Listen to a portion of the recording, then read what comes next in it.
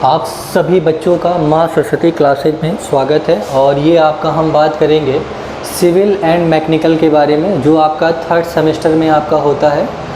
ये आपका जो सब्जेक्ट है उसका नाम जो है वो आपका सॉम है और आपका मॉस है, ठीक है ना। अब अगर हम बात करेंगे तो सॉम के बारे में बात करेंगे और मॉस के बारे में अगर हम बात करते हैं तो आप सभी बच्चों का माँ सरस्वती क्लासेज ऑनलाइन में स्वागत है, ठीक है ना। यहाँ पर अगर हम बात करते हैं तो सबसे पहले देखा जाए हमको सिविल एंड मैकेनिकल के बारे में, मतलब जो भी बच्चे सिविल और मैकेनिकल ब्रांच के हैं उनको जो सब्जेक्ट पढ़ना है वो मॉस पढ़ना है और सॉम पढ़ना है, ठीक है। तो यहाँ से अगर हम देखते हैं तो ये आपका थर्ड सेमेस्टर में आपका होता है और पूरे सिलेबस के बारे में हम एक जानकारी देते हैं कि हमको किस तरह से हमको पढ़ाई करनी है, ठीक है। तो उसके अनुसार हमको एक चैप्टर का हमको पता चल जाएगा किस चैप्टर में से कितना सवाल आता है और किस तरह से आपका सिलेबस है। यहाँ पे हम बात ये कर रहे हैं कि ये मैकेनिकल और सिविल, मतलब सिविल और मैकेनिकल में ये कॉमन है, कुछ सब्जेक्ट जो हैं वो कॉमन है।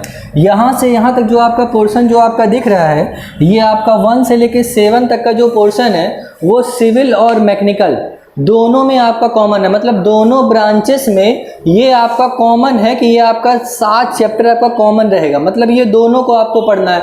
और यहाँ पर कुछ अलग चैप्टर हैं जो दोनों के लिए अलग अलग हैं और उनको अलग अलग तरीके से पढ़ना है।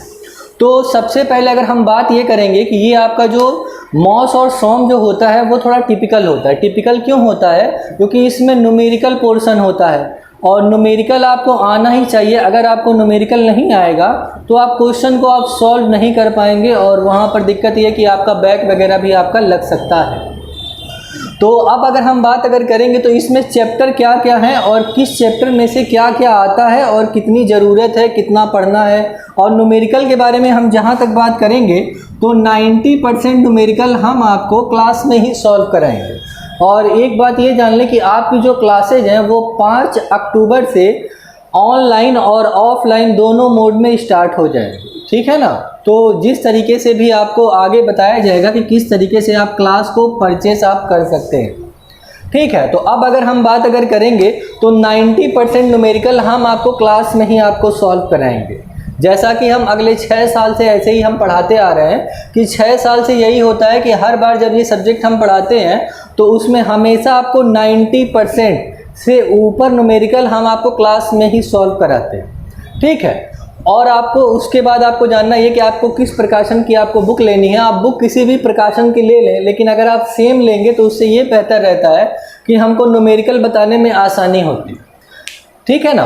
अगर आप भारत भारती प्रकाशन का अगर आप लेंगे तो इसमें ये है कि पहले आप एक से आप पढ़ लें, फिर उसके बाद दूसरे से आप पढ़ते रहें, ठीक है। पहले एक के बारे में हम जानेंगे कि भारत भारती प्रकाशन की एक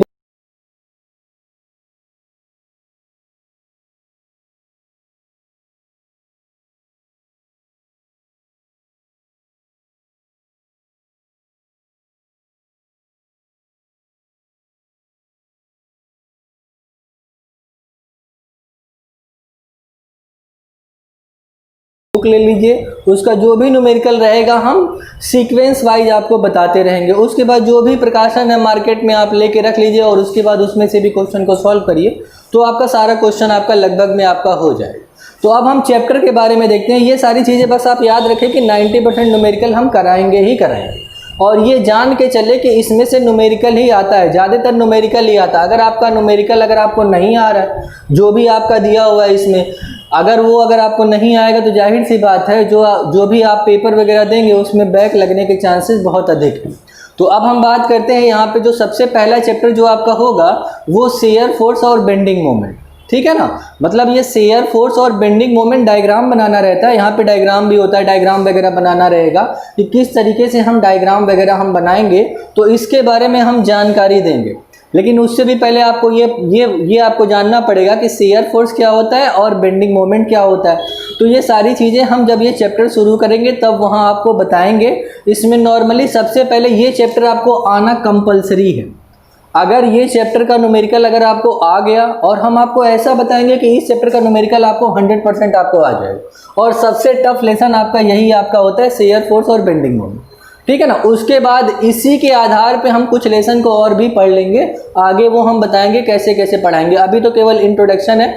और इसमें क्या होता है, इसमें आपको नॉर्मली आपने मैकेनिक्स तो आपने पढ़ा नहीं ठीक से, तो उसमें आपको बीम वगैरह के बारे में जानकारी होती, लेकिन आपको बीम के बारे में पूरी जानकारी हम यहाँ पे देंगे कि बीम जो होती है वो 5 प्रकार की होती है, ठीक है ना। कौन कौन सा होता है, एक आपका सिंपली सपोर्टेड बीम होता है, फिर कैंटिलीवर बीम होता है, फिर फिक्स बीम होता है, फिर ओवरहैंगिंग बीम होता है। इसी प्रकार से आपके बीम के टाइप आपके होते हैं। उसके बाद बीम पर भार कितने प्रकार से काम करता है, लोड कितने प्रकार से काम करता है, तो वो भी आपका देखा जाएगा। आपका पॉइंट लोड होता है, यूडीएल होता है, यूवीएल होता है। फिर आपका सपोर्ट के बारे में बात करेंगे कि बीम पर जो सपोर्ट होता है वो कितने प्रकार से आपका काम आपका करेगा, तो रोलर होता है और आपका हिंज आपका होता है, ठीक है ना। और भी बहुत सारे टाइप वगैरह हैं, तो वो हम डिस्कशन बाद में करेंगे। बस एक नॉर्मल व्यू में हम जान लेते कि शेयर फोर्स और बेंडिंग मोमेंट डायग्राम, तो इसमें आपको यही सब पढ़ना है। उसके बाद भी आपको अगर जानेंगे तो इसमें एक चीज़ और इम्पॉर्टेंट है, वो आपको आना चाहिए, मोमेंट निकालना आपको आना चाहिए। अगर आपको मोमेंट निकालने नहीं आता तो ये चैप्टर आपको बिल्कुल भी मतलब समझ में नहीं आएगा और आप चीज़ों को थोड़ा सा गड़बड़ आप करते चले जाएंगे। मोमेंट लेने का हम एक तरीका बताएंगे। आप लोगों ने नॉर्मली देखा होगा एंटी क्लॉकवाइज और क्लॉकवाइज होता है, लेकिन उस तरीके से ना बता के, क्योंकि इसमें बहुत झंझट हो जाएगा और हमको समझने में भी दिक्कत होगी आप लोग को। तो एंटी क्लॉकवाइज क्लॉकवाइज ना बता के नॉर्मल तरीके से हम बताएंगे, जिससे कि एक प्रोसीजर से आपका पूरा का पूरा सवाल आपका लग जाए। उसके बाद अब हम और इसमें से कितना नंबर आएगा, इसमें से आपको 10 से 20 नंबर आपको आता ही आता है, चाहे वो सिविल हो चाहे वो मैकेनिकल है। ये आपका दोनों में कॉमन चैप्टर है, ठीक है ना। उसके बाद अगर हम बात करते हैं सेकेंड लेसन जो होगा वो मोमेंट ऑफ इनर्शिया। तो मोमेंट ऑफ इनर्शिया के बारे में हम जानते हैं, तो सबसे पहले तो हमको यही नहीं पता कि इनर्शिया क्या होता है। अगर आपने मैकेनिक्स पढ़ा होता तो वहाँ पे आप जानते हैं इनर्शिया एक अलग आपका चैप्टर ही आपका होता है, लेकिन आपने क्या किया, मैकेनिक्स तो इस बार आप लोगों ने पढ़ा ही नहीं होगा, एग्जाम में वैसे ही पास हो गए होंगे। तो हम सबसे पहले ये बताएंगे कि इनर्शिया क्या होता है, और इस पे बेस जो भी न्यूमेरिकल होगा वो आपका एल काट होगा, टी काट होगा, आई काट होगा, फिर चैनल काट या सी काट होगा, उसका हम बताएंगे इनर्शिया कैसे निकालेंगे। फिर उसी का हम बताएंगे कि मोमेंट ऑफ इनर्शिया कैसे निकालेंगे। फिर उसके बाद इसी चैप्टर का यूज हम इसमें करेंगे सिंपल बेंडिंग या बेंडिंग स्ट्रेस। मतलब ये जो moment of inertia second lesson हम पढ़ेंगे उसका यूज हम सिंपल बेंडिंग और बेंडिंग स्ट्रेस में हम करेंगे। यहाँ से कैसे पता चलेगा, इनर्शिया में जो हम निकालते हैं वो एक्स बार और वाई बार का मान निकालेंगे, और मोमेंट ऑफ इनर्शिया में जो निकालेंगे वो आई एक्स एक्स निकालेंगे, आई वाई वाई निकालेंगे।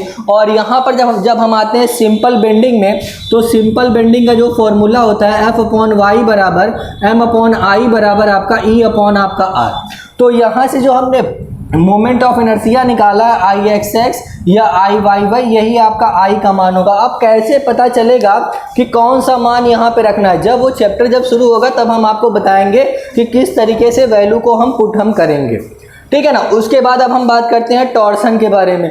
तो टॉर्सन जो आपका चैप्टर है, यहाँ पे अगर देखा जाए तो हमको सॉफ्ट के बारे में पढ़ना है कि सॉफ्ट आपका कितनी लंबी होती है और सॉफ्ट पे जो आपका टॉर्सनल मोमेंट वगैरह है वो कितना काम करेगा जब वो घूमेगा।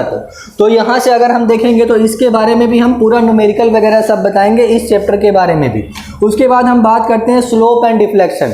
स्लोप एंड डिफ्लेक्शन में ये होता है कि अगर कोई बीम है, अगर उस पर कोई अगर लोड वगैरह काम अगर करेगा तो इसमें कितना आपका स्लोप हुआ और कितना आपका डिफ्लेक्शन आपका हुआ।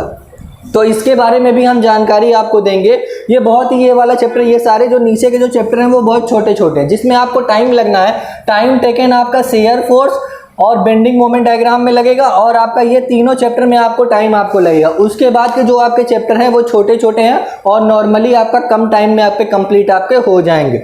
उसके बाद हम बात करते हैं कॉलम एंड स्ट्रट क्या होता है। तो कॉलम और स्ट्रट के बारे में भी आपको जानकारी आपको दी जाएगी कि कॉलम क्या होता है और स्ट्रट क्या होता है, तो सभी बातें आपको बताई जाएंगी। और यहाँ से भी जो भी न्यूमेरिकल आपका होगा वो आपका कराया जाएगा। उसके बाद हम बात करेंगे स्ट्रेस और स्ट्रेन क्या होता है। तो स्ट्रेस और स्ट्रेन के बारे में भी बताया जाएगा, और इसमें जो भी न्यूमेरिकल होगा वो भी आपको बता दिया जाएगा किस तरह से आपको करना है। न्यूमेरिकल हो गया, थ्योरी हो गया, डेरिवेशन हो गया, ये सारी चीज़ें भी आपको बताई जाएंगी।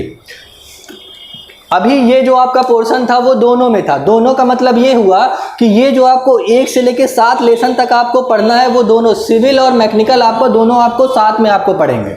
उसके बाद अगर देखा जाए तो सिविल वालों के लिए एक अलग लेसन है जो मैकेनिकल वाले इसको नहीं पढ़ेंगे। ये आपका ट्रस है। ट्रस का मतलब होता है कैंचिया। अब कुछ लोग समझ रहे होंगे कैंची काटने वाली, वो कैंची नहीं होता, उस तरह की कैंची नहीं होती। यहाँ पे एक ट्रायंगल शेप रहेगा, उसी को जो हम कहेंगे वो कैंची कहते हैं। इसके बारे में भी संपूर्ण पूरी जानकारी हम इस चैप्टर में ही देंगे जब इसको पढ़ाएंगे, और इसके आधार पर जो भी न्यूमेरिकल वगैरह होगा हम उसको बताएंगे। अब उसके बाद हम बात करेंगे मैकेनिकल वालों का। तो मैकेनिकल वालों में फिर ये 2 लेसन उन लोगों को अलग से पढ़ना, ये केवल मैकेनिकल वाले ही पढ़ेंगे ये दोनों, और ये जो आपका ट्रस है वो केवल सिविल वाले पढ़ेंगे। आप बस ये जान ले कि आपका जो सब्जेक्ट की जो क्लास है वो 5 अक्टूबर से स्टार्ट होगी, और आपको पूरा का पूरा न्यूमेरिकल, हर एक चैप्टर में जो भी न्यूमेरिकल रहेगा उसका 90% हम आपको क्लास में ही सॉल्व कराएंगे। किसी भी प्रकार का ये नहीं कि ये आप घर से कर लीजिएगा, ये आप घर से कर लीजिएगा या कभी और बता देंगे। तुरंत आपको जैसे ही चैप्टर शुरू किया जाएगा उसकी थ्योरी, उसकी डेरिवेशन, फिर उसके बाद जो उसका न्यूमेरिकल रहेगा वो पूरा लाइन वाइज आपको सीक्वेंस वाइज 1 बाय 1 आपको बताया जाएगा, जिससे कि आपको चीज़ें आपको क्लियर आपको हो जाए। और ये जो आपका बुक है, अगर देखा जाए मॉस और सोम जो आपका बुक है, ये आपके एग्जाम के लिहाज से, एग्जाम तो आपका जो नॉर्मली जो 3rd सेमेस्टर में होगा उसके लिए तो इसकी जरूरत होगी ही होगी। उसके बाद जैसे आप जेई वगैरह की आप प्रिपरेशन अगर आप करते हो तो वहां पर भी इसकी जरूरत होती है, और वहां पर भी 5 से 10 क्वेश्चन इसी बुक से आते हैं।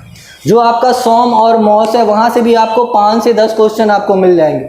तो हम इस प्रकार से पढ़ाएंगे कि आप आगे की भी तैयारी आप कर ले, और जो आपका 3rd सेमेस्टर का जो एग्जाम है आप उसकी भी तैयारी आप कर ले। बाकायदा आप नोट्स बना ले, नोट्स बना के हम लोग उसकी तैयारी हम लोग करेंगे। हर एक चीज़ को बताया जाएगा, चाहे वो ऑनलाइन मोड में पढ़ाया जाए या ऑफलाइन मोड में पढ़ाया जाए, वो 5 अक्टूबर को आपको बता दिया जाएगा जो भी जानकारी आपको होगी। ठीक है ना। उसके बाद अगर हम देखेंगे तो इसमें न्यूमेरिकल का क्या हिसाब किताब रहता है एग्जाम में। एग्जाम में थोड़ा अगर आप बात अगर आप करोगे, अगर हम पहले सिविल के बारे में अगर बात अगर करते हैं तो पूरा 50 नंबर का पेपर आपका होता है, लेकिन टोटल 75 नंबर आपका आता है, लेकिन आपको करना कितना रहता है 50। तो ये मान के चले कि 35 से 40 नंबर जो आएगा वो आपका न्यूमेरिकल ही आपको आता है। मतलब ये है कि अगर आपका न्यूमेरिकल सही होगा तो भी आप पास हो पाएंगे, वरना नहीं। लेकिन मैकेनिकल वालों में क्या होता है, मैकेनिकल वालों में थोड़ा न्यूमेरिकल कम आता है, मतलब 25 से 35 के बीच में हो सकता है, 35 के बीच में आपका हो सकता है। इतना ही न्यूमेरिकल, इतने ही नंबर का आपको न्यूमेरिकल आपको मिलेगा। इससे ज़्यादा हो सकता है, इससे कम आपका नहीं होगा। तो इसमें क्या होता है, लेकिन जो मैकेनिकल के जो न्यूमेरिकल होते हैं वो बहुत टफ आते हैं, और मैकेनिकल का जो सिलेबस है वो थोड़ा सिविल की अपेक्षा वो लंबा है और बड़ा है और लेंदी भी है। ठीक है ना। तो आप लोग मैकेनिकल वाले थोड़ा अच्छे तरीके से पढ़ाई करेंगे, क्योंकि मैकेनिकल का जो रिजल्ट होता है मॉस का वो थोड़ा ख़राब बनता है। सोम तो आसानी से हो जाता है क्योंकि एग्ज़ाम में इसका पेपर आपको आसान आता है, और मैकेनिकल वालों का आपको कठिन आपको आता है। लेकिन दोनों के लिए ये अपने अपने लिहाज से अगर ब्रांच में देखा जाए तो सबसे कठिन सब्जेक्ट आपका यही आपका होगा। अगर आप इस चैप्टर के न्यूमेरिकल को अगर आप नहीं पढ़ते हैं तो अगले बार मैकेनिकल वाले जो होंगे वो टॉम और डॉम पढ़ेंगे, तो उसका भी न्यूमेरिकल उनको समझ में नहीं आएगा।